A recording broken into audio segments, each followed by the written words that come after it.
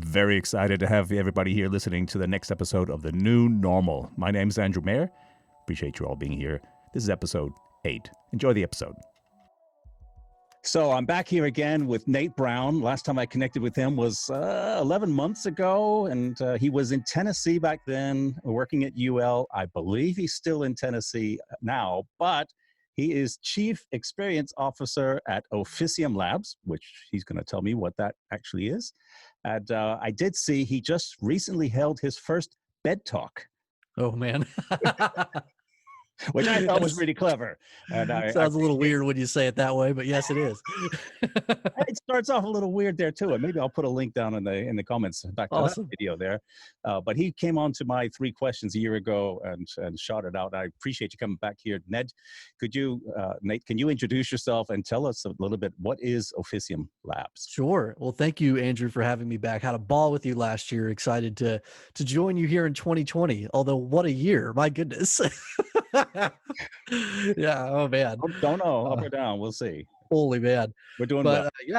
UL actually came out of there in January and joined Officium Labs in January as their Chief Experience Officer, and have loved it. It's been so interesting coming into a startup environment from a very large 12,000 person organization that's 150 years old into a brand new startup with a brilliant leader and a great set of products. And I mean, we just have a lot of fun. I mean, we are the best consultants around customer experience, for player experience, for video game companies and entertainment companies. Okay. And we're doing player journey mapping.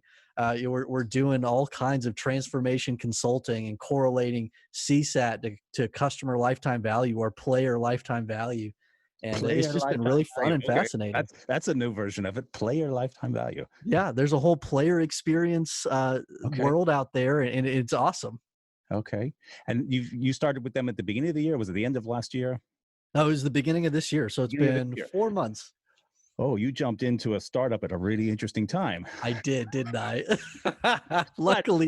But if it's working on the player, the gamer experience, I've got to guess, if I'm looking, I'm seeing all the articles like you are, I'm sure, about how many people are streaming, whether it's videos or whatever it is there. I've got to guess gaming is not suffering right now.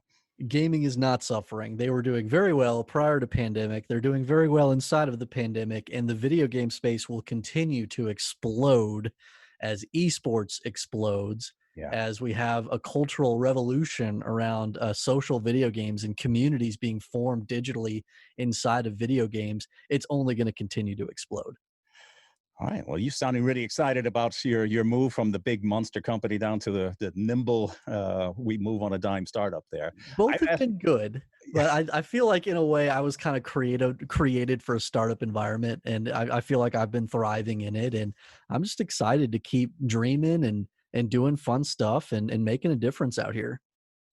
Well, that's great. So I pinged you on LinkedIn earlier this week, or the end of last week, because working in the contact center world like I do as a supplier, we've got thousands, tens of thousands. I think it's 190,000 people have moved around the world from working in offices and cubicles, answering customers' inquiries and phone calls, emails, and the rest, and they've all gone home. Some of those in certain parts of the world are coming back. Some of our customers are telling them that they might not bring them all back. They might let them stay at home. Some of them are asking to stay at home. One of the big challenges they have, and you'll know this from previous jobs that you've had, is the typical huddle of a supervisor's team and their teammates in a contact center environment. It's a very intimate kind of world. It's neat when you see those environments there. They've got their motivation pin boards for the team. They've got their leaders lists, and they really, in a lot of companies, it's a great environment for them to work with.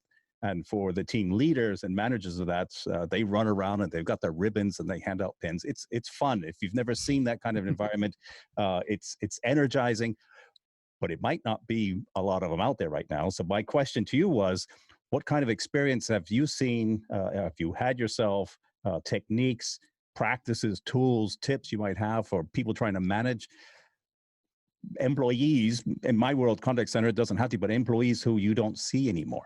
And I just wanted to see what your thoughts are. Yeah, that's a great question, Andrew. It's a question a lot of people are asking. It's funny to me. I think this is a great thing for the customer service space. I honestly do. I mean, we were already in a transformation before this towards this amazing capability to source customer service talent from all over the world and associate them to the need with the best brands, the best organizations. But we were bound to these geographic locations. And now the acceleration that has happened of contact center leaders to make it possible Right. for people to work from home and to do this great work from wherever they're going to be the happiest. It's going to make the work better for people. It's going to bring a harmony to that Okay. work-life balance that has not been there in the past. And you talk about a really fun contact center environment, and there are those out there. But for every one really great contact center office culture, you've probably got 20, 25 that are a soul-sucking leviathan Oh, of pain. And it's generally a sad environment in a contact center. Those leaders that are able to create a really great culture and a great dynamic in an office are special. That is a special thing. And if you're in that situation, be proud of that and know how special that is. okay. Um, in ICMI, I've been working through ICMI for years, trying to Right. encourage that type of environment and that type of culture, but it's just hard to do.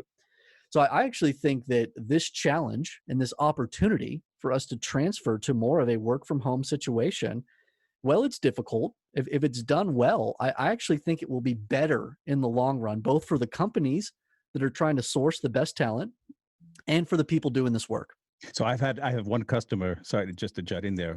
Here in Germany, it's a very traditional industry, probably older than your 145-year-old previous employer, Touche. and they sent 1,700 of their employees in the customer care center home. Obviously, because they had to shut down the four buildings they had across the country, and they were sure a week ago Friday, the update was that they're going to be working really hard to set up new work areas and bring them back in Mm, and give it by Monday, this past Monday, they came to us and said, you know what, we're going to keep a whole lot of them at home. We're looking at the statistics and the reports, and the yeah. efficiencies are actually higher for those that are now working at home than those working in the office place. Ta-da! Not a I guess that surprise to a lot of that us. play that plays right into what you're saying, right? Yeah, it does. I mean, there is you can create a phenomenal in-person culture environment in the office. And it's going to be hard if you do have that special phenomenal environment, it's going to be hard to replicate that exactly with a remote team. But what I'm saying is that you can have a really good and a really strong remote team Mm. that is going to be even better than most of the physical offices that are out there.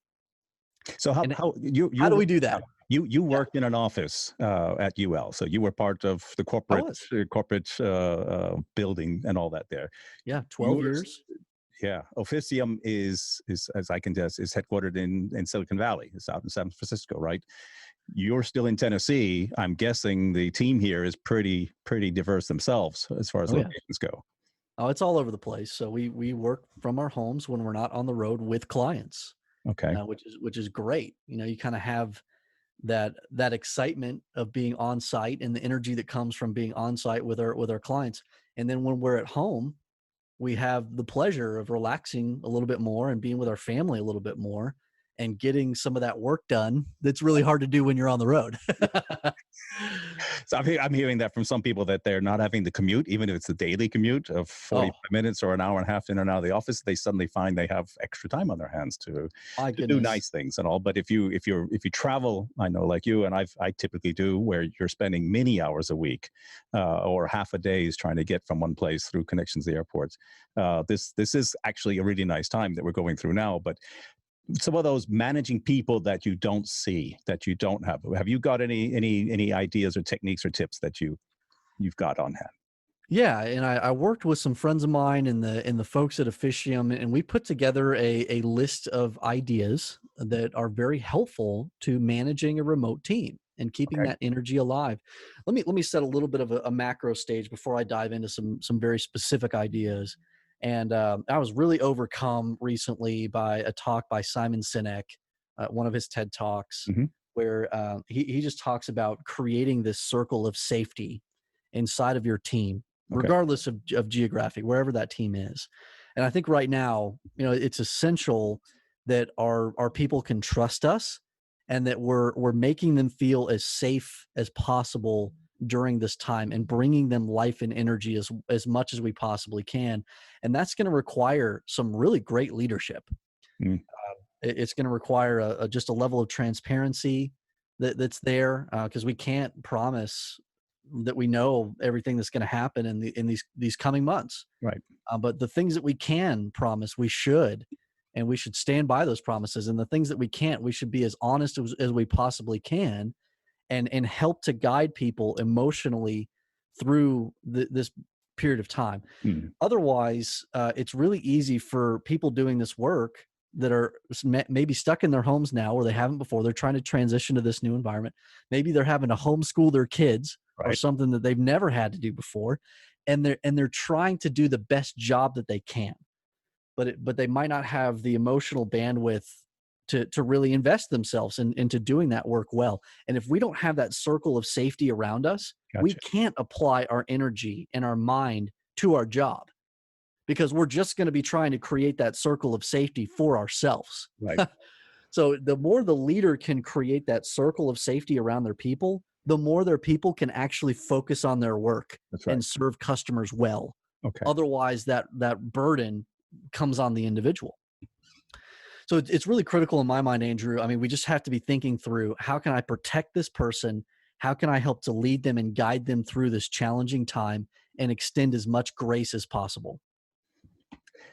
Does that going back to what you said, that did you say soul sucking environments of these contact center offices, is that just the example of the opposite, where that circle of safety just often in those environments don't really exist?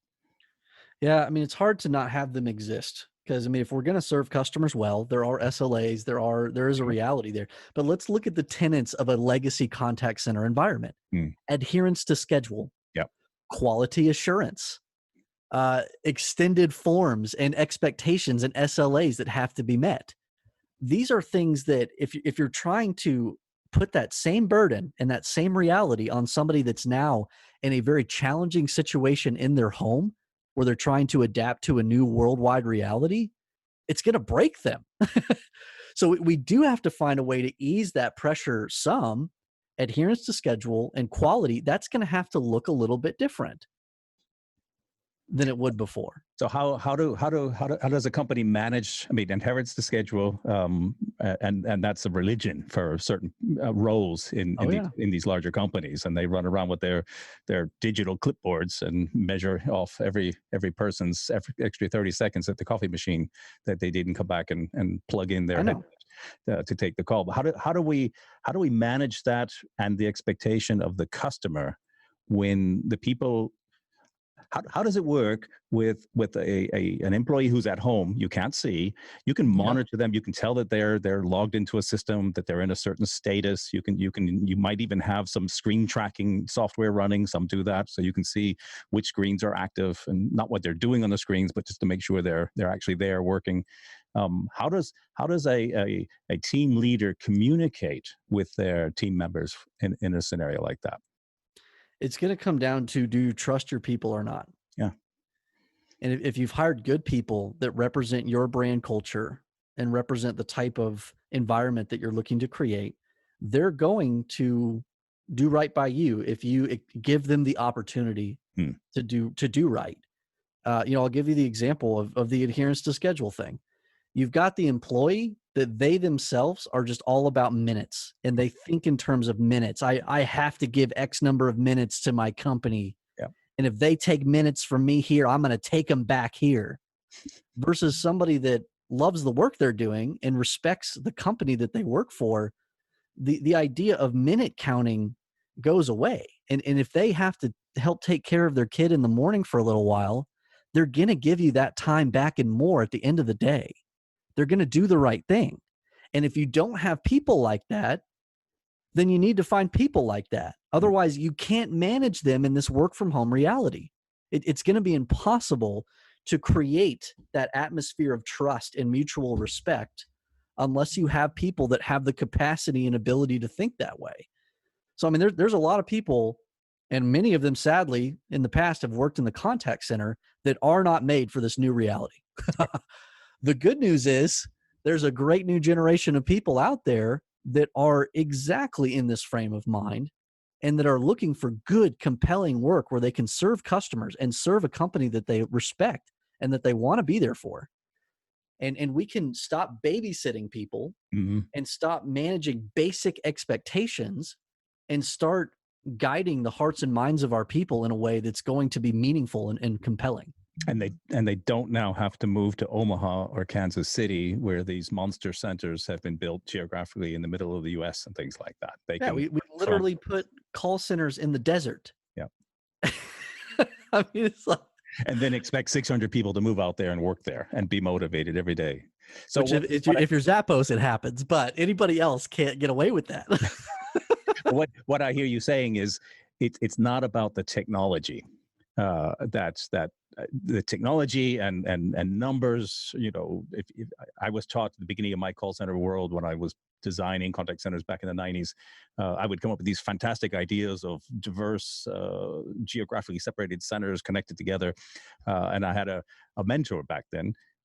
He was actually a customer, but he was teaching me how to do my job. I was pretty green behind the ears then.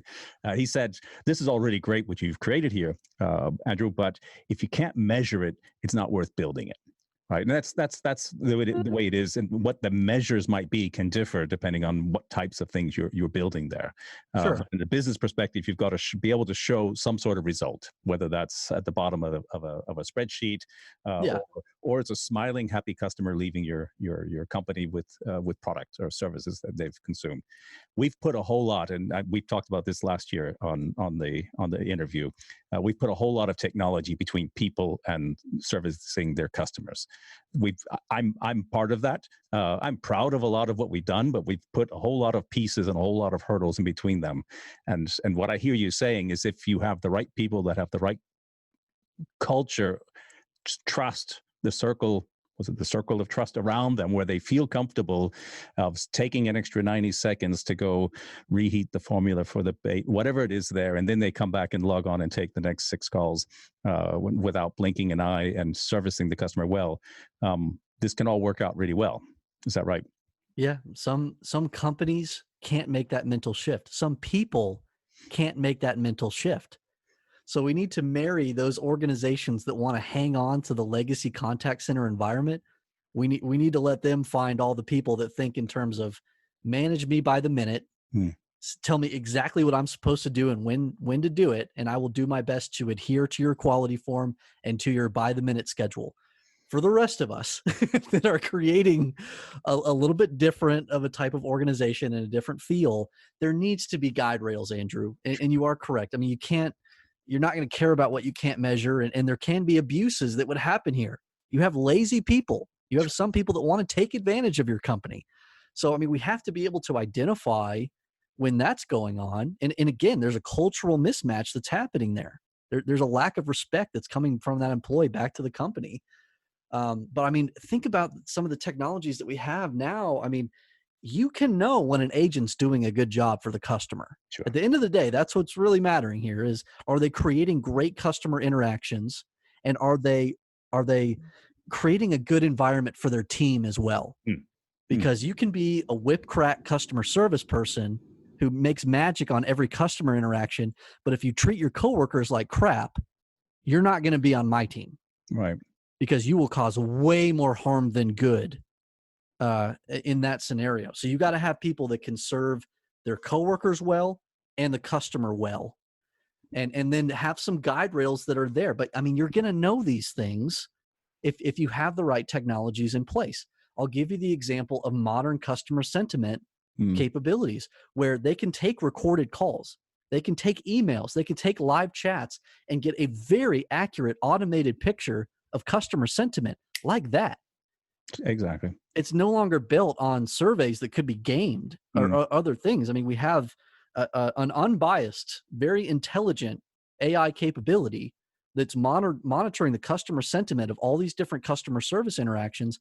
We can know if that agent is creating great customer service interactions better and more clearly than we ever could in the past. So what about those employee interactions? Well, I mean, if we have a good employee pulse survey system that's out there, and we're doing as much to capture the voice of our employees as Mm, we are the voice of our customers, we're going to know if somebody's ruining the energy and harmony of our team. It's going to come out. And we have to deal with that and be intentional about that. There's a quote that I used to love, that A players don't play with C players for long. If you let C players sit around on your team, the cost of that is your A players. They yeah. will leave. They will not tolerate you allowing C players to sit there Mm. and cannibalize the positive energy of your team. They will go find a better team. So if you want to have a team of A players, you got to let those C players find somewhere else to be. You see a real opportunity here through all of this. I was on a management call this week where one of our directors, she just mentioned, I'm not sure if she picked it up from somewhere else, but she says what we as an industry in communication technologies, what we've not been able to do in 10 years, this virus has done in the last 4 weeks. I love that. That's brilliant. I need to make a T-shirt with that, because that is what's happened, right? So these Oh are yeah. things that I know you have been looking at for a long time. I've been preaching and doing my evangelizing of why don't we take advantage of some of the technology, some of the methods that are out there, instead of doing the same old, because we've done it. You see a real opportunity here that, Yeah. and I don't know, predict is maybe not the right word. That a lot of these people that have gone home, and this is not only with contact center agents, there's going to be a lot of office workers. Many of them are not going to come back to the office really anytime soon, because they have health questions, family member, whatever it might be, until Oh yeah. this world sort of settles down, whenever that might be. They're going to want to either work differently, remotely, or partial desk sharing, or office sharing, or whatever it might be, or they might not come back again, and they might say, I don't want to work this way. And this may be this opportunity you're talking about, that we've got a lot of people out there that need work and will be wanting to work, and don't need to go to Silicon Valley, Omaha, wherever it might be, to go do that work, and they can do it in a space that they feel comfortable, safe, as well in. Yep. We have ripped the Band-Aid off. And this is something that I think people have just been scared of and Good. intimidated of. And Yeah. there was different little sticking points around security, and how are these agents going to have a monitor to use this tool, and but all these barriers kind of magically, very Disappear. quickly, were either dealt with or just kind of disappeared. And so now, I mean, yeah, the Band-Aid is off and we don't need to put it back on. Wow, I really appreciate it, and I know I've taken a bit of your morning here, and because I'll be completely honest, I was on the wrong connection link for this video interview with Nate, while he was on a completely different platform. All my fault, but I've got to figure out how to use some of these modern tools myself. I clicked the wrong link, Andrew. That's very gracious of you to blame yourself. I shouldn't send you multiple links. But I'd like to say you are going to be my premiere episode on my revival of my CX 404 podcast. Which I started 7 years ago, highlighting some of the errors that people keep making in customer experiences. This new segment or new phase of my podcast is going to be called The New Normal. It's a show about adjusting to new ways of work, communications, and designing great experiences. And I'm really happy to have Nate here to kick this one off for me. Nate, tell the people here where they can learn more about Officium and yourself. Where can they connect with you? Yeah, definitely pop on over to officiumlabs.io, and we work with video game companies and anybody that wants to accelerate their customer experience results, and would love for you also to join CX Accelerator. We have an amazing virtual community of CX pros out there, just incredibly encouraging and organic with that community to helping equip you in your career as a customer service CX professional. I did not get to, Andrew, my list of ideas. So if you could put in the show notes, we did collect 8 really fun ideas to create virtual engagement on your team. I would love for you to share that resource with your people, if you wouldn't mind. Send it over to me. We'll put it in there. Perfect. But no, it was a pleasure hanging out with you, Andrew. Thank you for the opportunity. Thank you. And to the two bearded guys here, appreciate it in these interesting times we have. It is summer, at least in our hemisphere here, and it's a nice thing to look forward to. Nate, take care of yourself. Be safe. Keep the energy in the CX world going as you always do. And at some point, I want to see that next wrestling belt hanging on the Oh wall yeah. behind you. We'll see what I can do. Thank you for being here today, mate. Thank you. Thanks, Andrew. Thanks, everybody.